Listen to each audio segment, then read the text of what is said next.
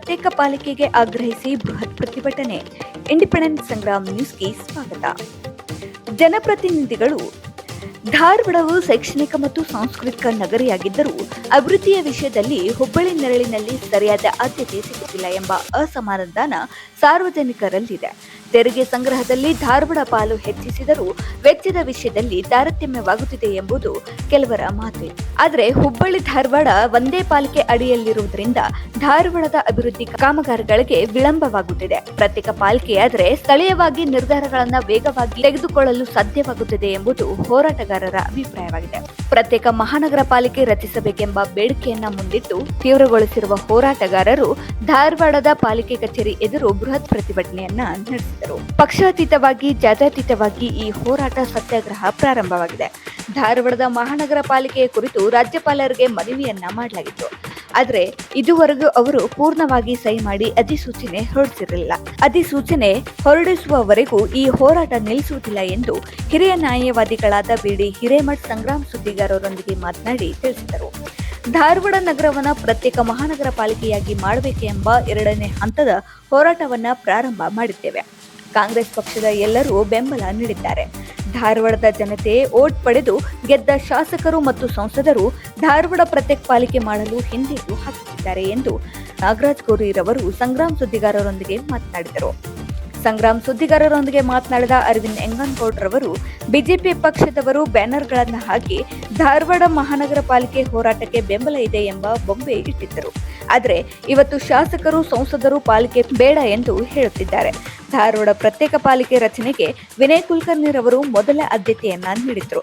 ರಾಜ್ಯಪಾಲರಿಗೆ ಕೇಳಿದ್ರೆ ಮೊದಲು ನೀವು ಪ್ರಹ್ಲಾದ್ ಜೋಶಿಗೆ ಭೇಟಿ ನೀಡಿ ಬನ್ನಿ ನೀವು ಎಂಬ ಮಾತು ಹೇಳುತ್ತಿದ್ದಾರೆ ಎಂದರು. ನಂತರ ಸಂಗ್ರಾಮ್ ಸುದ್ದಿಗಾರರೊಂದಿಗೆ ಪ್ರತ್ಯೇಕ ಮಹಾನಗರ ಪಾಲಿಕೆಯ ಕುರಿತು ನಜೀರ್ ಮನಿಯಾರ್, ಈಶ್ವರ್ ಶಿವಳ್ಳಿ, ಬಸವರಾಜ್ ಜಾಧವ್, ಶಂಕರ್ ಹಲಗತ್ತಿ ಮಾತನಾಡಿದರು. ಈ ಪ್ರತಿಭಟನೆಯಲ್ಲಿ ವೀರಣ್ಣ ಮತ್ತಿಗಟ್ಟಿ, ಗುರುರಾಜ್ ಹುಣಸಿಮರ, ದಾನಪ್ಪ ಕಬ್ಬೇರ್, ಮಹಾದೇವ್ ಹೊರಟ್ಟಿ, ಶ್ರೀನಿವಾಸ್ ಮನೆ, ತುಳಜಪ್ಪ ಪೂಜಾರ್, ಮನೋಜ್ ಕುಮಾರ್ ಸೇರಿದಂತೆ ವಿವಿಧ ಸಂಘಟನೆಯ ಮುಖಂಡರುಗಳು ಇನ್ನಿತರರು ಭಾಗವಹಿಸಿದ್ದರು.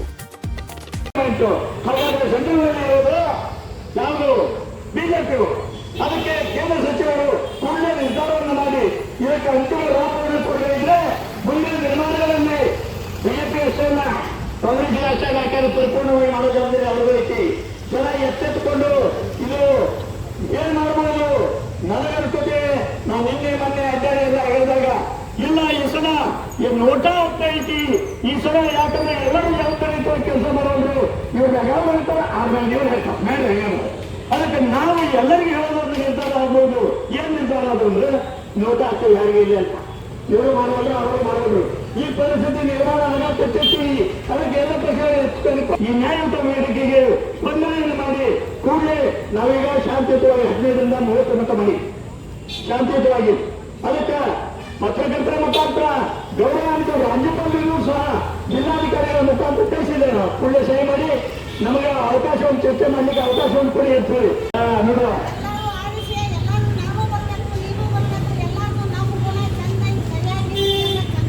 ನೋಡಿ ಈ ಪ್ರಬುದ್ಧತೆ ನೋಡಿ ಅಕ್ಷರ ಕಲಿಕೆ ಅಷ್ಟಲ್ಲ ಮಾನವೀಯತೆ ಹೇಗೆ ವರ್ಕ್ ಮಾಡ್ತದೆ ಅಂತೇಳಿ ಈ ಧಾರವಾಡ ಜನರ ಗುಣಗಳನ್ನು ಮತ್ತು ಧಾರವಾಡ ಪ್ರತ್ಯೇಕ ಮಹಾನಗರ ಪಾಲಿಕೆ ಅಂತಕ್ಕಂಥದ್ದು ಸುಮಾರು ವರ್ಷದ ಹೋರಾಟ ಈಗಾಗಲೇ ರಾಜ್ಯಪಾಲರು ಅನ್ನೋದಲ್ಲಿದ್ದು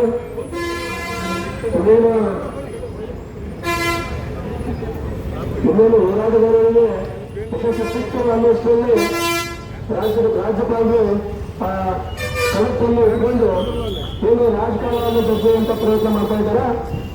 ಪದೇ ಪದೇ ಏನು ಧಾರವಾಡಕ್ಕೆ ಅನ್ಯಾಯ ಆಗುವಂತ ಪ್ರಯತ್ನ ಎಲ್ಲ ಸರ್ಕಾರಗಳಿಂದ ಆಗಿದೆ. ಅನ್ನೋಷ್ಟರಲ್ಲಿ ಈ ರಾಜ್ಯಪಾಲರು ಬೆಚ್ಚಿಕೊಂಡು ನಮ್ಮ ಧಾರವಾಡಕ್ಕೆ ಅನ್ಯಾಯ ಮಾಡುವಂತ ಮಾಡ್ತಾ ಇದ್ದಾರೆ.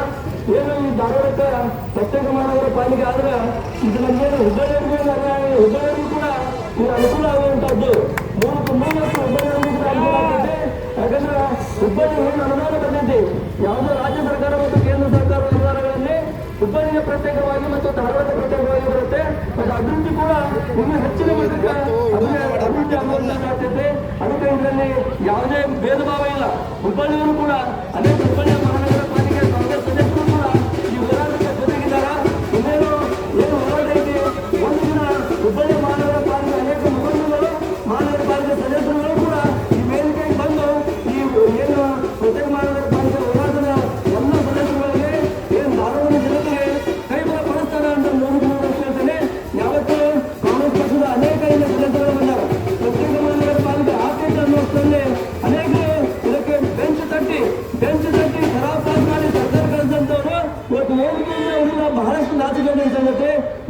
ನಮಗೆ ಬೇಸರ ವ್ಯಕ್ತ ಆಗ್ತಾ ಇದೆ.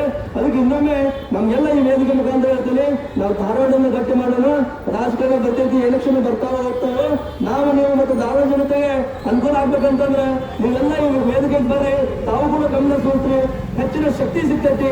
ಎಲ್ಲ ಹೋರಾಟಗಾರರು ಏನು ಎಲ್ಲಿ ಕುಂತಾರೆ, ಯಾವ ರಾಜಕಾರಣಿಗಳಿದ್ರು ಕೂಡ ಅನೇಕ ಹೋರಾಟಗಳು ಮಾಡೋರು, ಅದೆಲ್ಲ ನಮ್ಮ ಹೇಮಂತವರು ಅನೇಕ ಗಟ್ಟಿಯಾದ ಶಕ್ತಿಗಳು ಏನು ಅನೇಕ ಹಿಂದ ಹೈಕೋರ್ಟ್ ವಿಚಾರದಲ್ಲಿ ಇರೋದು, ಬೇರೆ ಬೇರೆ ವಿಚಾರದಲ್ಲಿ ಎಂತ ದೊಡ್ಡ ಪ್ರಮಾಣದ ಹೋರಾಟ ಮಾಡಿ ಹೈಕೋರ್ಟ್ ತರುವಂತ ಯಶಸ್ವಿಯಾಗ್ಯಾರ. 3% ಪ್ರತ್ಯೇಕ ಮಹಾನಗರ ಪಾಲಿಕೆ ಆಗೇ ಆಗ್ತೈತಿ.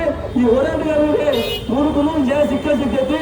ನಾವು ಲಾಸ್ಟ್ ಕೊನೆಯವರೆಗೂ ತಮ್ಮ ಮನೆ ದನ ಎಲ್ಲ ರೀತಿಯಿಂದಲೂ ಕೂಡ ನಾವು ಕೂಡ ಈ ಬಂದಾಗ ಹೋರಾಟ ಮಾಡೋದು, ನಾವು ಪಾಲ್ಗೊಳ್ತೀವಿ ಮತ್ತು ಇದರಲ್ಲಿ ಪಾಲ್ದಾರ ಆಗ್ತೀವಿ ಅಂತ ಸಂದರ್ಭದಲ್ಲಿ ನಮ್ಮ ಪಾಲಿಕೆಗೆ, ಪ್ರತ್ಯೇಕ ಮಹಾನಗರ ಪಾಲಿಕೆಗೆ ಬೇಕೇ ಬೇಕು, ಬೇಕೇ ಬೇಕು, ಬೇಕೇ ಬೇಕು, ಬೇಕೇ ಬೇಕು, ಪ್ರತ್ಯೇಕ ಮಹಾನಗರ ಪಾಲಿಕೆ ಹೋರಾಟಗಾರರಿಗೆ, ಪ್ರತ್ಯೇಕ ಮಹಾನಗರ ಪಾಲಿಕೆ ಹೋರಾಟಗಾರರಿಗೆ ಉಪಸ್ಥಿತರು ಉಪದ್ರ ಕೊಡೋಣ ನಾವು ಬಿಡೋದಿಲ್ಲ ಅಂತ ಈ ಸಂದರ್ಭ ಮೇಲೆ ನನ್ನ ಮಾತುಗಳನ್ನು ಬೇಕೇ ಬೇಕು, ಧಾರವಾಡ ಬೇಕು, ಏನು ಬೇಕು, ಏನು ಬೇಕು, ಪ್ರತ್ಯೇಕ ಪಾಲಿಕೆ ಬೇಕು.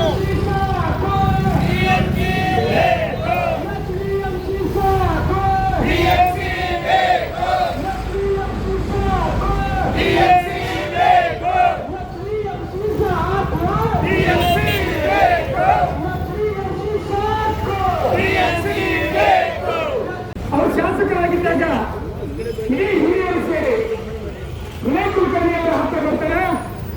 ಅವಾಗ ನಾನು ರಾಜಶೇಖರ ಕಂಪ್ತಿ ಅವರು, ನಮ್ಮ ಎಲ್ಲ ಪಕ್ಷದ ಕಾಪಾಡಗಳು ಎಲ್ಲರೂ ಕೂಡ ಇದ್ದಾಗ ಹಿರಿಯರು ನಮ್ಮ ಜೊತೆ ಮಾತುಕತೆಯನ್ನು ಮಾಡ್ತಾರೆ. ಇಲ್ಲ, ನೀವೊಂದು ನಿರ್ಧಾರಗಳಿಟ್ಟುಕೊಂಡು ನಮಗೆ ಸಹಾಯ ಸಹಕಾರವನ್ನು ಮಾಡಿ ನಿಮ್ಮ ಬೆಂಬಲ ಅವಶ್ಯಕತೆ ಇದೆ ಅಂದಾಗ ಮೊದಲವರಿಗೆ ಯಾವ ರೀತಿ ಇದೆ, ಯಾವ ರೀತಿ ಮಾಡಲಿಕ್ಕೆ ಅವಕಾಶ ಇದೆ ಅನ್ನುವಂಥ ಒಂದು ವಿಷಯವನ್ನು ನನಗೆ ತಿಳಿಸಿ, ಅಂದ್ರೆ ನನಗೆ ಇದರ ಬಗ್ಗೆ ಮಾಹಿತಿ ಇಲ್ಲ ಅಂದಾಗ ತಾವೆಲ್ಲ ಹಿರಿಯರು ಸೇರಿ ಆ ಮಾಹಿತಿಯನ್ನು ಕೊಟ್ಟುಕೊಂಡು ಅವತ್ತೇ ನಿರ್ಧಾರವನ್ನು ಮಾಡಿದ್ರು. ನಾನು ನಿಮ್ಮ ಜೊತೆಗಿದ್ದೇನೆ, ಈ ಪ್ರತ್ಯೇಕ ಮಹಾನಗರ ಪಾಲಿಕೆ ಆಗಲಿಕ್ಕೆ ನಿಮ್ಮ ಜೊತೆ ಸಮಾಹಿತೇನೆ ಅನ್ನುವಂಥ ಮಾತನ್ನು ಕೊಟ್ಟು ಅದರಂತೆಯೇ ಕೂಡ ಅವರು ನಡ್ಕೊಂಡು ಹೋರಾಟಗಾರರನ್ನು ಬೆಂಗಳೂರಿಗೆ ಕರೆಸಿಕೊಂಡ್ರು. ಸುಮಾರು 106 ಜನರನ್ನು ಕರ್ಕೊಂಡು ಹೋಗಿ ಸನ್ಮಾನ್ಯ ಮುಖ್ಯಮಂತ್ರಿಗಳಾದಂಥ ಸಿದ್ದರಾಮಯ್ಯ ಅವರನ್ನು ಭೇಟಿ ಮಾಡಿಸಿದ್ರು. ಯೂನಿಯನ್ ಮಿನಿಸ್ಟರ್ ಆದಂಥ ಬೈರತಿ ಸುರೇಶ್ ಅವರನ್ನು ಭೇಟಿ ಮಾಡಿಸಿದ್ರು. ಅದೇ ರೀತಿ ನಮ್ಮ ಎಲ್ಲ ಪಕ್ಷದ ನಾಯಕರಿರ್ಬೋದು, ಶಾಸಕರಿರ್ಬೋದು, ನಮ್ಮ ಉಸ್ತುವಾರಿ ಸಚಿವರಾದಂಥ ಸಂತೋಷ್ ಲಾಲ್ ಅವರು ಇರ್ಬೋದು, ಎಲ್ಲರೂ ಸೇರಿಕೊಂಡು ಅದನ್ನು ಹಂತಕ್ಕೆ ತರಲಿಕ್ಕೆ ಸ್ವತಃ ಒಬ್ಬ ಸಣ್ಣ ಇಂದಿನ ಈ ಸತ್ಯಾಗ್ರಹ ಪ್ರಾರಂಭ ಆಗಿದೆ.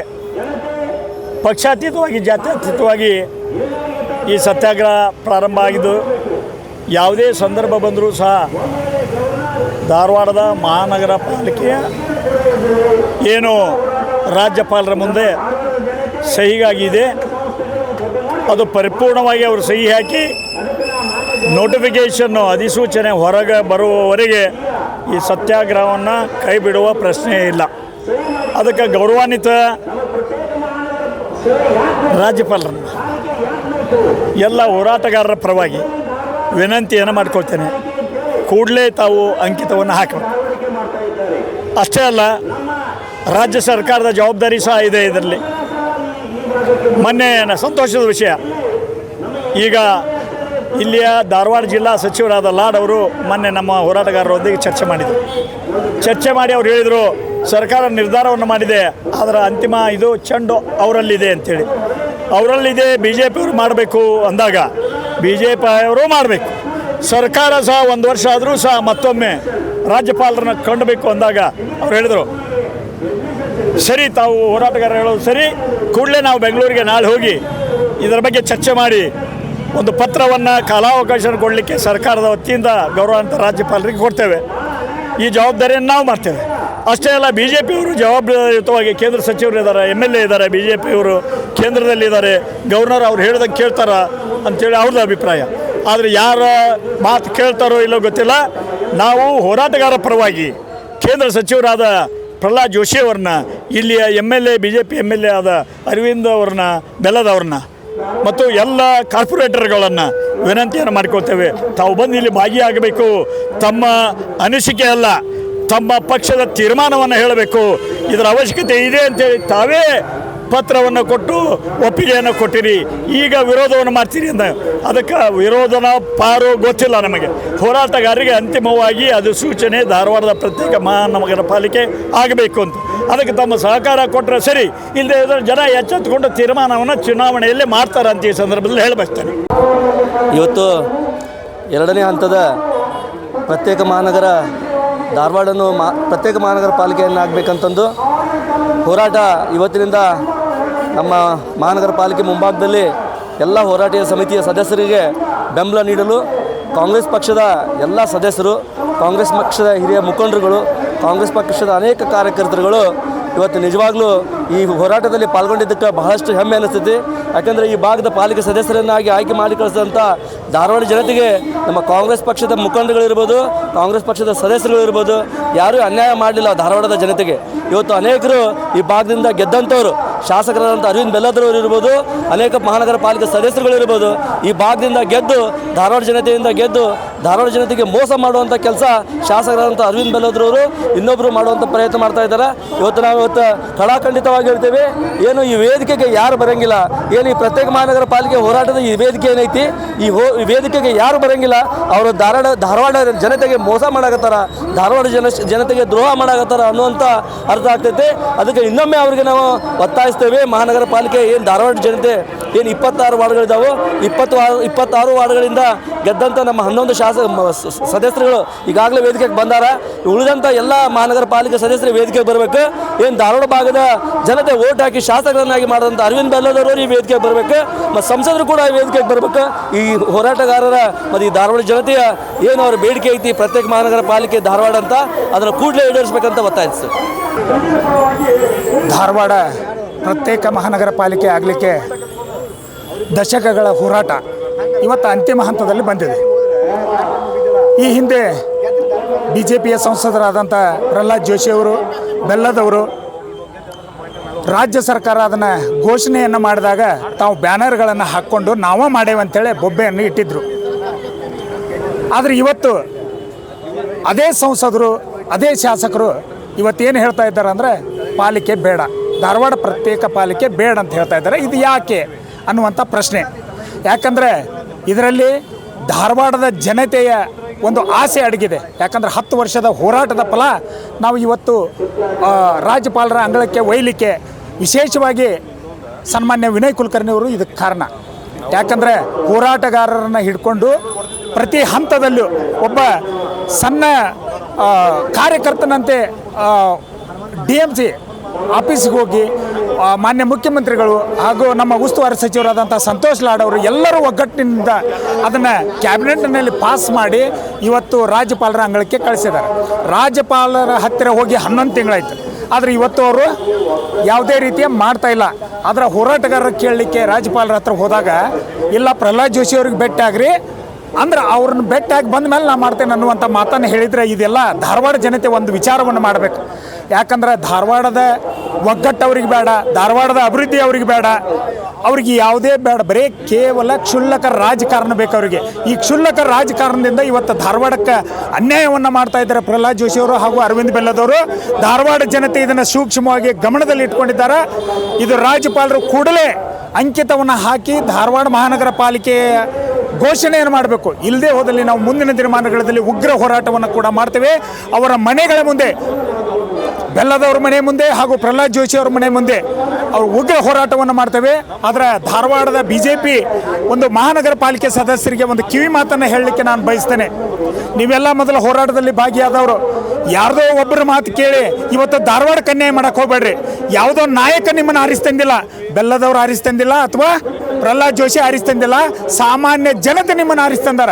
ಇದನ್ನು ಎಚ್ಚರದಲ್ಲಿ ಇಟ್ಟುಕೊಂಡು ಪಕ್ಷಾತೀತವಾದ ಈ ಹೋರಾಟದ ವೇದಿಕೆಯಲ್ಲಿ ಬಂದು ಧಾರವಾಡಕ್ಕೆ ಅನ್ಯಾಯ ಆಗೋದನ್ನು ತಡಿಲಿಕ್ಕೆ ಅಥವಾ ಧಾರವಾಡ ಜನತೆ ನಿಮ್ಮನ್ನು ಏನು ಆರಿಸಿ ಕಳಿಸಿದ್ದಾರೆ ಅವರಿಗೆ ಒಂದು ಗೌರವವನ್ನು, ನಿಮ್ಮ ಋಣವನ್ನು ತೀರಿಸಲಿಕ್ಕೆ ಇದು ಅವಕಾಶ ಐತಿ. ಅದಕ್ಕೆ ಎಲ್ಲ BJP ಮಹಾನಗರ ಪಾಲಿಕೆ ಸದಸ್ಯರಲ್ಲಿ ನಾನು ವಿನಂತಿಯನ್ನು ಮಾಡ್ಕೋತೇನೆ, ತಾವು ಕೂಡ ಈ ವೇದಿಕೆಯಲ್ಲಿ ಬಂದು ಹೋರಾಟಕ್ಕೆ ಕೈ ಜೋಡಿಸ್ಬೇಕಂತೇಳಿ ವಿನಂತಿಯನ್ನು ಮಾಡ್ಕೋತೇನೆ.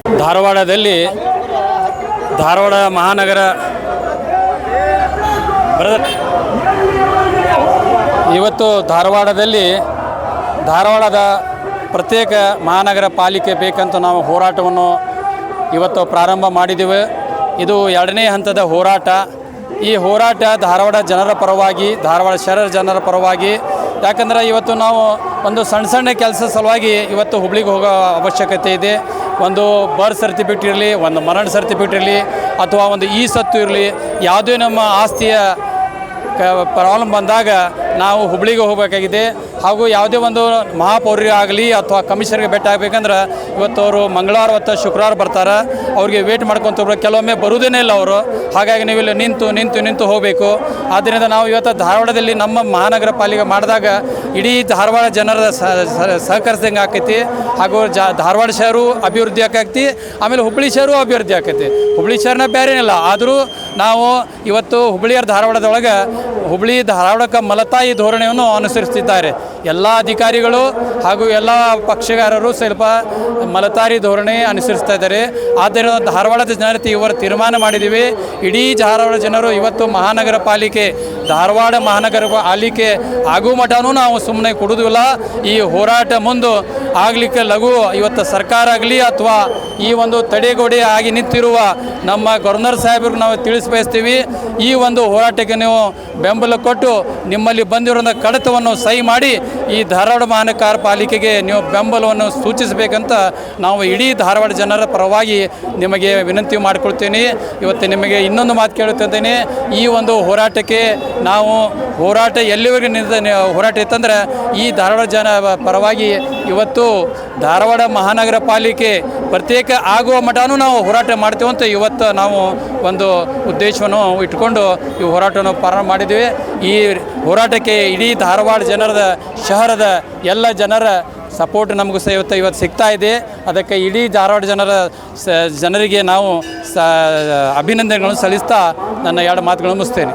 ಇವತ್ತು ಧಾರವಾಡದಲ್ಲಿ ಪಕ್ಷಾತೀತ ಹೋರಾಟ ಸಮಿತಿ ಹಾಗೂ ನಮ್ಮ ಮಹಾನಗರ ಪಾಲಿಕೆ ಹೋರಾಟ ಸಮಿತಿಯ ಆಶ್ರಯದಲ್ಲಿ ಹಾಗೂ ವಿವಿಧ ಎಲ್ಲ ಧಾರವಾಡದಲ್ಲಿರ್ತಕ್ಕಂಥ ಕನ್ನಡಪರ ಸಂಘಟನೆ ಇರ್ಬೋದು, ದಲಿತ ಸಂಘಟನೆಯವರಿರ್ಬೋದು, ಹಾಗೂ ವಿವಿಧ ಪಕ್ಷಗಳ ವತಿಯಿಂದ ಎಲ್ಲರೂ ಕೂಡಿಕೊಂಡು ಇವತ್ತು ಧಾರವಾಡದಲ್ಲಿ ಒಂದು ಸತ್ಯಾಸತ್ಯತೆ ಪ್ರತಿಭಟನೆಯನ್ನು ಇವತ್ತು ಧಾರವಾಡ ಕಾರ್ಪೊರೇಷನ್ ಎದುರುಗಡೆ ಮಾಡ್ತಾಯಿದ್ದೇವೆ.